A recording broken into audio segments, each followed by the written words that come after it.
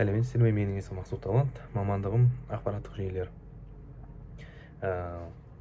Бүгінгі менің айтатын кітабым ол менде атақты жазушы, көркем әдебиеттің жазушысы Қабдеш Жұмаділовтің «Академиктің көз жасы» атты Қаныш Сәтбаев атамыз туралы жазған кітабы жайында болады. Кітапқа кіріспей жасар сұрақтарға жауап бермес бұрын бұл кітап не үшін жазылғаны жайында айта өткім келеді. Бұл кітап 20 ғасырдағы Қазақстандағы ғылымның дамуы және Қазақстанның басынан өткен қиын кезеңдері және академик геолог инженер Қаныш Сәтбаевтың өзінің басынан кешкен қиындықтары, сәтсіздіктерін қалай жеңгенін және өз мақсатына жету жолдары және де өзінің халқына деген сүйіспеншілігі және ел үшін жасаған ерліктері мен еңбектерін атап айтып көрсетеді. Сонымен сұрақтарға жауап берер болсақ, бірінші сұрақ бізде шығармада қандай тарихи кезең мен оқиғаларға арналған? Шығармада бастапқы бөлігі 1920-30 жылдар аралығында болады, яғни ол уақыттағы Қаныш Сәтбаевтың ғылымға келуі, алғашқы кеңес үкіметінің орнауы жайында және де қазақ интеллигенциясының қысымға түсуі басы жайында және де Сәтбаевтың өзінің отбасы әкесі жайында айтылатын болады және де оның ғылымға қалай келген жайында айтылған болады. Ал одан соң келесі бізде 1930 пен 35 аралығы десек те болады. Ол аралықтағы қазақ халқының кіші қазан саясатындағы көрген азаптар мен зардаптары және де сол уақыттағы ашаршылық жайында адам сенгісіз сөздер арқылы адам сенгісіз бейнелерді көркем сөздермен жеткізеді. Одан соң және сол уақыттағы Қаныш Сәтбаевтың қазақ даласындағы ашаршылықтан қырылып жатқан халықтарды көруін, сондай жан түршігерлік жағдайға түсуін, сонымен қатар өзінің жақын туыстарының балаларына көмектесуі және сонымен қатар сол уақыттағы жезқазған өндірісінің қалай ары қарай дамытуға өз бар күшін салып, ашаршылыққа қарамай жұмысын тоқтатпауы және де сол сияқты істерін алға қарай тартуы жайлы. Одан соң бізде соғыс жылдары, яғни 1941-45 жылдар аралығындағы кеңес үкіметінің, яғни Совет одағының тығырыққа тірелуі, яғни марганецтің жетіспеушілігі, яғни марганецтің жетіспеушілігі жайында сол вақтағы марганецтің жетіспеушілігі, яғни өзінің екі өндіріс кәсібінің жау қолында қалып, марганецке, яғни оқ-дәрі шығаратын химиялық элементтің тапшы болып, сондай қиыншылыққа түскені жайындағы уақыттар, кезеңдерді, сол уақыттарда Қаныш Сәтбаевтың қалай сол ел соғыста көмек бергені, Жезқазған мыс өндіру комбинатының жоғары деңгейде, яғни бірінші орында тұрғанын ашып айқындап көрсетеді. Одан соң соғыстан кейінгі жылдарда келесі бізде Сталин өлген жылдарда, соғыстан кейінгі жылдарда әділетсіздік, жала жабуларды, айыптарды көрсететін болады. Яғни сол уақыттағы ғылымға үкіметтің, коммунистік партияның ғылымға жапқан жала жабу, оларды айыпсыз тұтқынға алу, Сібірге айдату туралы әділетсіздіктерді көрсететін болады. Екінші сұрақ бізде шығарманың негізгі идеясы. Шығарманың және автор қандай мәселелерді көтереді? Шығарманың негізгі идеясы бізде жалпы қазақ ғылымы жайында, яғни қазақ ғылымы жайында және ұлттық мүдде туралы ұлттық мүддені негізге алады. Яғни қазақ ғылымының тағдыр жайында айтар кетер болсақ, мысалы ондағы қазақ ғылымының оңайлықпен келмегенін, яғни ол атап өткендей Қаныш Сәтпаевтың негізгі кейіпкердің сол кісінің арқасында қазақ ғылым академиясының ашылып, сол жерде мемлекетте жергілікті кадрлар дайындап, Қазақстандағы ғалымдардың санын арттырып, ғылымға деген халықтың ғылымға деген қызығушылығын арттыру, сонымен қатар елдегі мәселе бойынша да тек Қазақстан емес, сонымен қатар күллі КСРО еліндегі барлық КСРО елін қамтамасыз ету бойынша да Қазақстаннан шыққан өнімдерді өндіру бойынша Қазақ ғылым академиясының тигізген үлесі өте зор. Сондықтан сондай үлкен бастамаларды бастауда өз үлесін қоса білген Қаныш Сәтпаевтың қазақ ғылымының тағдырына, яғни қазақ ғылымының өсуіне өзінің үлесі жайында айтылады. Және одан соң ұлттық мүдде жайында айтар болсақ, ондағы мәтіндегі шығармадағы қазақ халқының мүддесінің төмен болуы, яғни оларды тек жабайы, яғни көшпелі мемлекет ретінде, тек көшпелі халық ретінде оларды Ресей елінің төмен санауы, оларды адам ретінде, адам қатарында көрмеуі, яғни оларға әрдайым теріс әрекеттер, яғни әділетсіздіктер арқылы оларды тек пайдаланып, жақшаға өзгертпеді. Яғни ұлт мәселесі ретінде оларды тек күшпен басып отырды, және де сонымен қатар оларға кері әрекет жасау арқылы, яғни қазақтарды бір-біріне айдап салу арқылы, бір-біріне қарсы шығару арқылы солай елді құлдыратты десек те болады. Осындай үлкен мәселелерді негізгі идея ретінде автор бізде көрсете білген. Одан соң келесі сұрақ бізде шығарманың негізгі кейіпкерлері.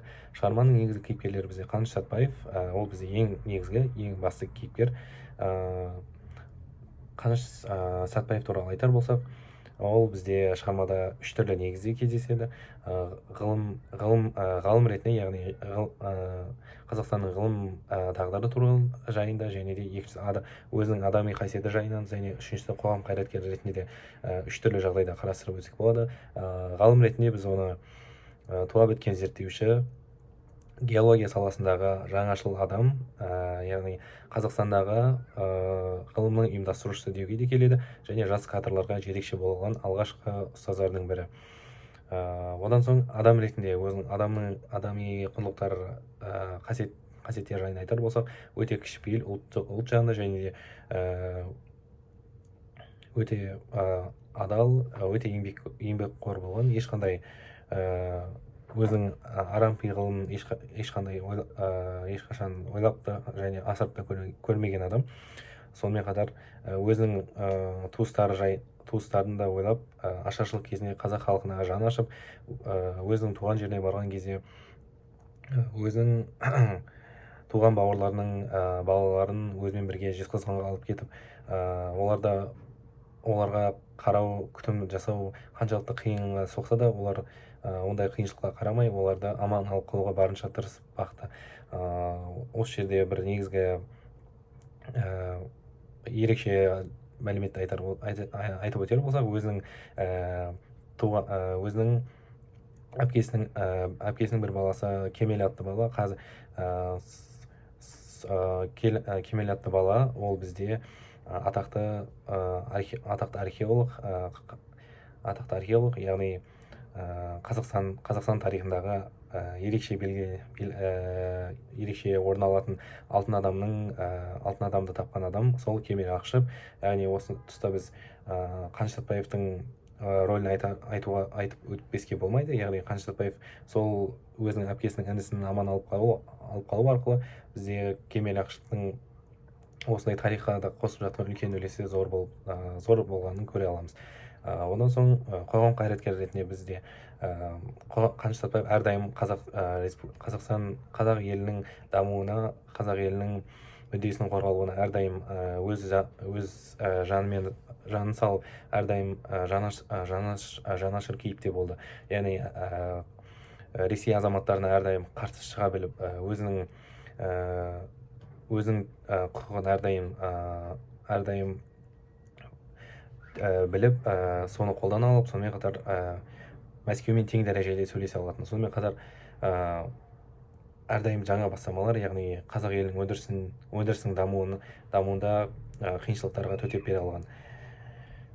Одан кейінгі кейіпкерлерді айтар болсақ, яғни жалпылама айтар болсақ, ғалымның достары, әріптестері жалпылама айтар болсақ, автор нақты адамдарды атамаса да, онда біз ғалымның достары ретінде төртке бөлуге болады. Біреу адал достары, қорқақ және мансапқор, Сәтпаев сатуға дайын адамдар болатын. Яғни адал достары ол бізде көбіне өзінің қазақ болмаса да орыс ғалым достары, яғни оған әрдайым бір-біріне қамқор болып, әрдайым бірге көмектескен, сонымен қатар сатуға дайын болған адамдар ол бізде өзінің ғылым академиясына бірге жанында жүрген достары, яғни таныс адамдардың өздері оны әрдайым сұраққа алып, тергеуге алып отыратын болған. Сондықтан оны көптеген әртүрлі достары болған. Одан соң үшіншісі кейіпкерге біз жалпылама мәскеулік шенеуніктерді алатын болсақ, онда біз партияның мүшелерін, саяси органдарды, геология министрлігін айтуға болады. Олардың арасында бізде қызғаншақ, әділетсіз ғылымды саясатқа айналдырған адамдар бар. Яғни қызғаншақ дегеніміз әсіресе соғыс уақытында Жезқазған мыс комбинатының өндірісінің үдеуіне, ондағы зерттеуге атсалысуға өз аяқ тартып, оны барынша Жезқазғанның атағын шығармауға кері тартпа сөздер, яғни қолдау білдірмеген геология институттары, яғни геолог ғалымдар болған болатын. Одан соң ғылымда саясатқа айналдырма дегеніміз, яғни осы ғылымда саясатқа айналдыру мақсатында, яғни бізде Жезқазғанның атағын шығармау мақсатында жаңағы қызғаншақ ғалымдардың өзінің қол астындағы адамдарды Жезқазғанға жіберіп, Қаныш Сәтпаевты тергеу астына алып, оны әртүрлі сұрақтармен қарсы идеяларды, қарсы ойларды айтып білдірген. Төртінші сұрақ шығармада кездесетін салт дәстүрлер мен ұлттық мәдениет. Бізде нақты айтар болсам, шығармада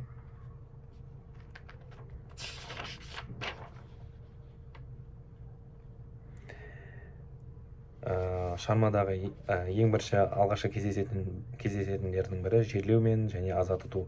Яғни Қаныш Сәтпаевтың әкесінің жерлеуі жайында алғашқы бөлімде айтылады. Яғни Имантай бидің дүниеден озуы және де өзінің ондағы өсиет қалдыру да қазақ халқына тән салт дәстүрлердің бірі.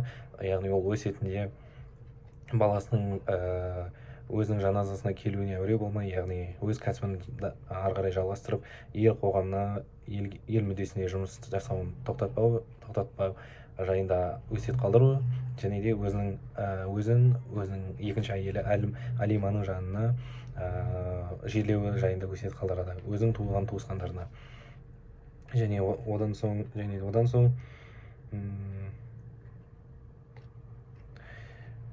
осы тұста біз Имантай бидің қалдырған өсиетімен жерлеу және аза тұту сияқты екі салт дәстүрді алуға болады. Үшіншісінде біз Нұрым бәйбішенің, яғни Имантай бидің бірінші әйелі, оның даналығы жайында айтуға болады.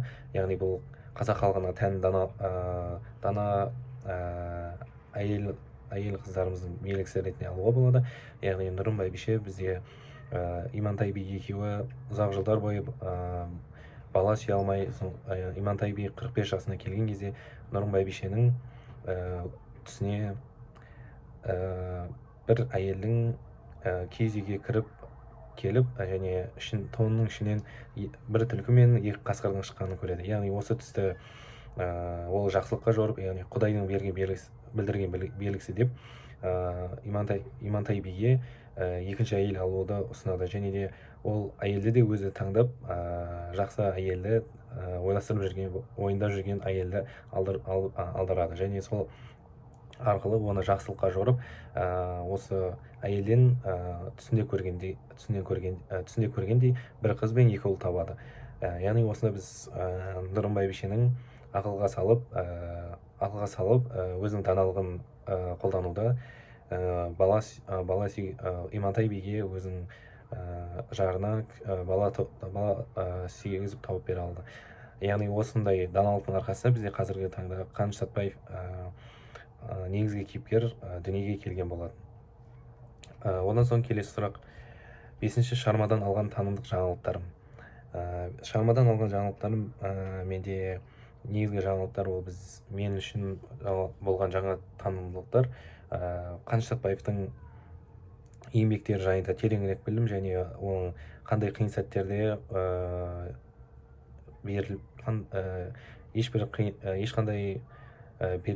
небір қиын сәттерде соған төтеп бере алып, еш берілместен алдыға қарай ұмтылып, қазақ елі үшін, қазақ елінің ғылымы үшін соның дамуына өз үлесін қоса білді. Сонымен қатар кеңес үкіметі кезіндегі әділетсіздіктер жайындағы ең негізгілердің бірі Кіші Қазан саясатындағы адам сенгісіз адамдардың ашаршылықтан қырылуы, сол бір ең жан түршігерлік бейнелердің бірі шығармада баяндалғандай, Қаныш Сәтбаевтың өзінің Баянауыл туған жеріне бара жатып жолда бір киіз үйде, яғни сырты есігі жабық және киіздің қабырғалар керегелерінің сыртынан арқан секілді затпен оралып байлаулы тұрған киіз үйді ашып көргісі келіп, ішінен ашып қараса, ішінде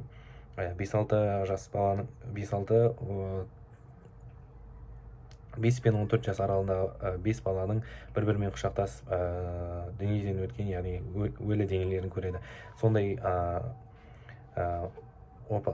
опас қиын бейнелерді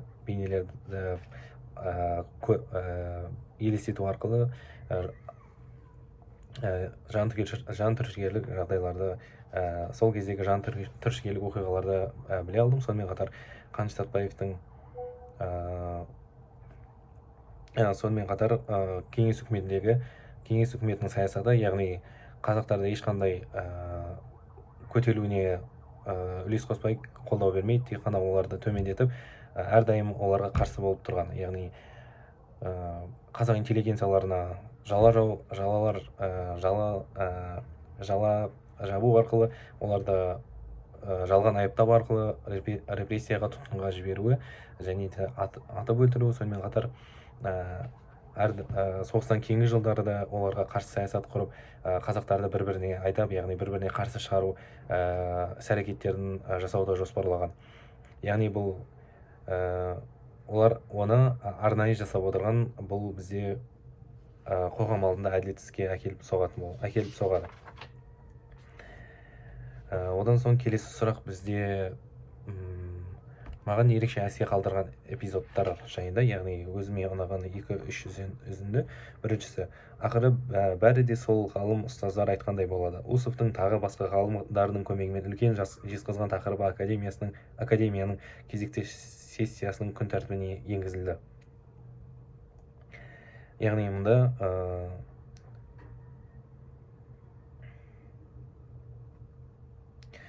бұл үзіндіде Усов бізде Қаныш Сәтбаевтың өзінің атап айтар болсам,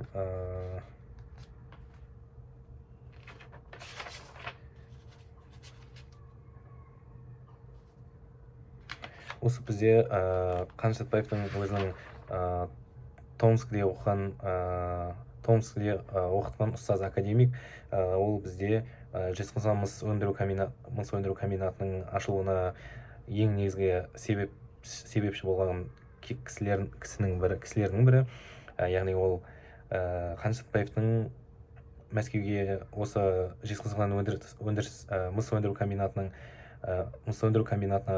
қаржы бөлдіру жайында мәселесімен барған кезде Усов өзінің досы арқылы, яғни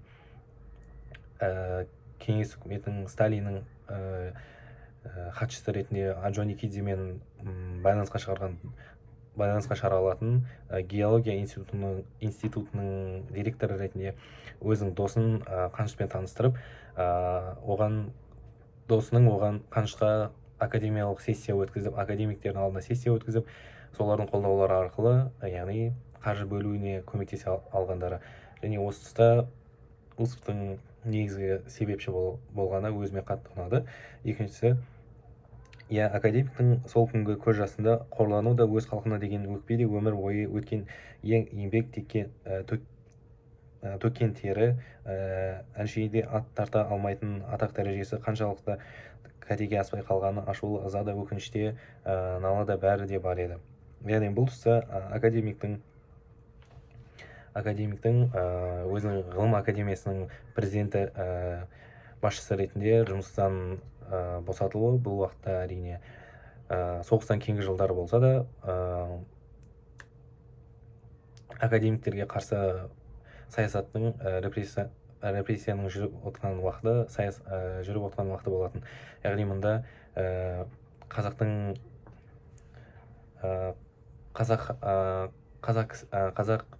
қазақ елінің бас хатшысы Шаяхметовтің Сәтбаевтың өзіне қарсы шығып жұмыстан босатылу жайында өтініш білдіріп, оның жұмыстан шығуына әрекет жасағандығы Қаныш Сәтбаевтың жүрегіне қатты тиіп, өз елінің азаматынан, яғни қазақ халқының осындай надандық белгілеріне құйтырқы қарама қайшы әрекеттеріне өкінген кезі, яғни сол уақыттағы көзден шыққан жасының себебін баяндаған болатын. Яғни бұл біздің өзіміздің еліміздің алдындағы қоғамымыздағы ең негізгі кемшіліктеріміздің бірі ретінде қарауға болады. Одан соң келесі бізде 7-ші сұрақ, шығарманы оқығанда қандай көңіл күйде болдың? Яғни шығарманы оқығанда тек қана бір емес, бірнеше көңіл күйде болуға болады. Біріншісі әрине мақтаныш сезімінде, одан соң ренжулі, қайғылы көңіл күйде, және де рух беру көңіл күйінде де дәрежесі де соның деңгейіне де жетуге болады. Яғни мақтаныш сезімі деп біз осындай Қаныш Сәтбаев атақты геолог-инженердің, академиктің, қазақтың ішінен осындай тұлғаның қазақтан шыққанына өте мақтаныш сезім білдіремін. Себебі мұндай атақты жаңашыл ғалымдар қазірдің өзіне аз деуге болады. Яғни ондай Совет одағының уақытында ондай жаңашыл бола білу екінің қолынан келе бермейтін істердің бірі болған. Сондықтан және де сонымен қатар тек қана жаңашыл әлемдік деңгейдегі ғалым емес, сондықтан өзінің елін ұмытпай, өзінің жақындарын ұмытпай, әрдайым соларды ойлап, солардың мүддесінде жүретін ғалым ретінде, жүретін қоғам қайраткері тұлға ретінде мен оны мақтаныш сезіммен білдіре аламын. Және де реніш сезімі, және де қайғылы сәттер, қайғылы оқиғалар сезімде айтатын болсам, реніш сезімде өз еліміздің, өз адамдарымыздың бір-біріне деген сатқындығы, бір-біріне деген жала жабуы, тек өзінің қара басын ойлау, мансапқорлыққа жету туралы арам ойлары, өз еліміздің бір-біріне деген жала жабуы, өз еліміздің адамдардың бір-біріне деген жала жабуы, ол бізге реніш сезімін тудырады, яғни бір-бірін аяғынан шалуы осы біздің қазақ елінің алға қарай дамымауына әсер болып отқан негізгі кемшілік қате істеріміздің бірі. Ондан соң қайғылы оқиғаларға келер болса, қайғылы оқиғаларда әрине ашаршылықтың ең негізгі ретінде ашаршылық уақытын алғым келеді, яғни ол уақыттағы адамдардың жайдан жай қырылып, жай ғана аз сандағы халық емес, миллиондап халықтардың қырылуы өте жан тебірентерлік, аяусыз бейнелердің бірі болып көзге көрінеді. Одан соң рухтандыруға келер болсақ, осындай Қаныш Сәтбаевтай атақты геолог инженерімізге қарап, және де оның басқа ұлт азамат емес, өзіміздің қазақ ұлтынан шыққан азамат ретінде оны осындай ғылымға, білімге деген құрметін, ғылымға, білімге деген жол ашуларына қарап, ғылымға деген, білімге деген өз құрметімді арттыра алдым, сонымен және де қызығушылықтарымды да арттыра алдым. Яғни ешқашан өзің мақсатыңа жету жолында ешқашан сынбай, әрдайым қиыншылықтардан өте сүрінбей, берілмей өте білу қажеттігін бойыма сіңіре алдым деп айта аламын. 8-ші, бұл кітапта не үшін достарыңызға немесе жақындарыңызға ұсынар едіңіз деген сұрақ. Мен бұл кітапты ұсынар болса, шығарманы өз достарым мен жақындарыма Қаныш Сәтбаевтың яғни елге тигізген әрбір тигізген үлесін, оның еңбектерін, ерліктерін танып білу мақсатында, оны жай ғана танып білу емес, мақтаныш сезіміне бөленіп тұрып айталатындай етіп меңгеруіне, сонымен қатар осындай қазақтардан кереметтей тұлғалардың болғандығын біліп, солардан үлгі алып, осындай біздің надандық белгілерімізден арылуға, және осындай тәуелсіздік, бейбітшілік мемлекетте өмір сүргенімізді бағалап, әрдайым ғылымға деген ғылымға, білімге деген құштарлықтың ашылу мақсатында, ғылымға, білімге деген құштарлық сезімдерін, шабыттарын ашу мақсатында ұсынар едім.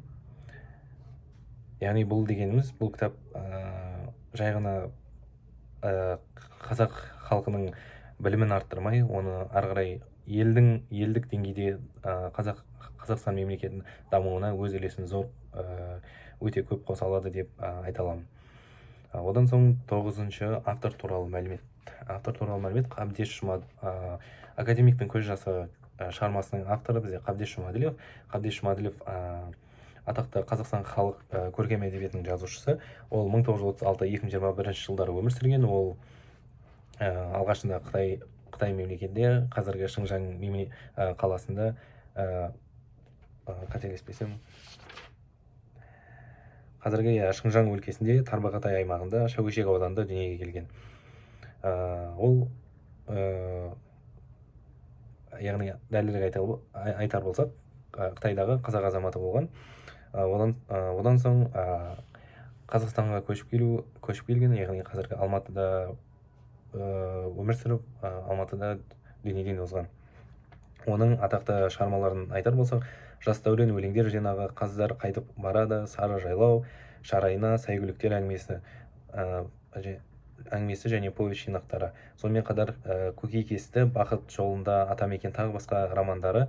Сонымен қатар соңғы кеш атты шығармалары оқырмандарға таныс.